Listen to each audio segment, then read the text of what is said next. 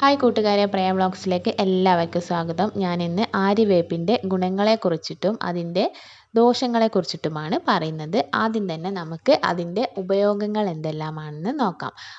ആര്യവേപ്പ് കാണുമ്പോൾ തന്നെ നമുക്ക് പെട്ടെന്ന് മനസ്സിലേക്ക് വരിക ചിക്കൻ ബോക്സിന് ഏറ്റവും നല്ലതാണ് ഈ ആര്യവേപ്പ് എന്ന് പറയുന്നത്.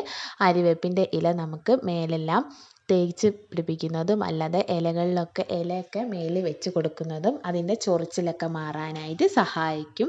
പിന്നെ ബ്ലഡ് ഷുഗർ ഉള്ളവർക്ക് അതിൻ്റെ ലെവൽ ശരിയായ രീതിയിൽ നിൽക്കാനായിട്ടും ഈ ആര്യവേപ്പ് സഹായിക്കും.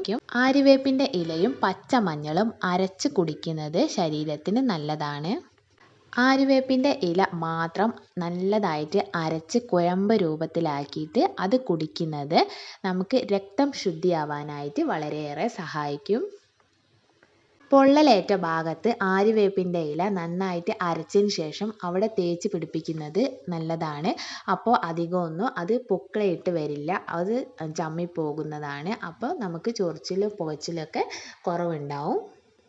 മുഖക്കുരു മാറാനായിട്ട് ആര്യവേപ്പിൻ്റെ ഇല തേച്ചിട്ട് മുഖത്ത് തേച്ച് പിടിപ്പിക്കുന്നത് നല്ലതാണ്. അപ്പോൾ മുഖക്കുരുവിനൊക്കെ നല്ല ശമനം കിട്ടുന്നതാണ്. തലയിൽ താരനുള്ളവർ അത് അരച്ചിട്ട് തലയിൽ പുരട്ടുന്നത് നല്ലതാണ്. ആര്യവേപ്പിൻ്റെ കുരുവിൽ നിന്നാണ് ഇതിൻ്റെ തൈലം ഉണ്ടാക്കുന്നത്.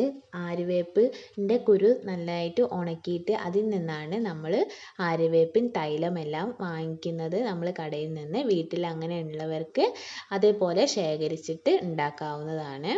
ആര്യവേപ്പിൻ്റെ വിത്ത് എടുത്തിട്ട് നമുക്കിത് നട്ടുപിടിപ്പിക്കാവുന്നതാണ്. അങ്ങനെയും ഈ ആര്യവേപ്പ് ഉണ്ടാക്കി എടുക്കാവുന്നതാണ്. പണ്ടുള്ളവർ പറയുന്ന ഒരു ചൊല്ലാണ്, നമ്മൾ അയൽക്കാരെ സ്നേഹിക്കുന്നവരും ആര്യവേപ്പ് നട്ടുപിടിപ്പിക്കണം എന്നുള്ളത്. നമ്മുടെ മുറ്റത്ത് ആര്യവേപ്പിൻ്റെ ഇല ഉണ്ടെങ്കിൽ നമുക്ക് അതിൻ്റെ ചുറ്റുമുള്ളവർക്കും തന്നെയും അതിൻ്റെ ഗുണങ്ങൾ കിട്ടുമെന്നാണ് പറയുന്നത്. അത്രയ്ക്ക് നല്ല ഗുണങ്ങളുള്ള ആര്യവേപ്പാണിത്. ആര്യവേപ്പിൻ്റെ ദോഷം എന്ന് പറയുന്നത് ഇത് കൂടുതലായിട്ട് നമ്മൾ ഉപയോഗിച്ചിട്ടുണ്ടെങ്കിൽ അത് കിഡ്നിക്കും കരളിനും ബാധിക്കുന്നതാണ്.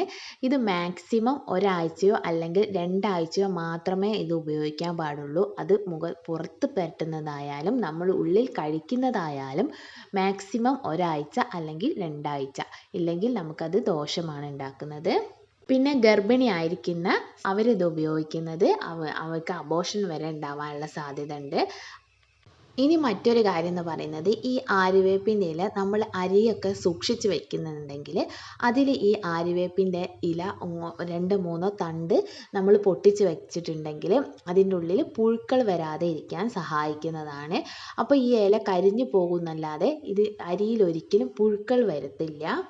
പിന്നെ നമ്മൾ ഡ്രസ്സൊക്കെ മടക്കി വെച്ചിട്ട് അലമാരയിൽ ഇതേപോലെ ഇല കൊണ്ട് വെച്ചിട്ടുണ്ടെങ്കിൽ അതിൻ്റെ ഉള്ളിലെ ഫംഗസിനൊക്കെ ഒരുപാട് മാറ്റങ്ങൾ ഉണ്ടാവുന്നതാണ്. എടുത്ത് വയ്ക്കുമ്പോൾ ഇലയിൽ നനവില്ലാതെ ശ്രദ്ധിക്കണം.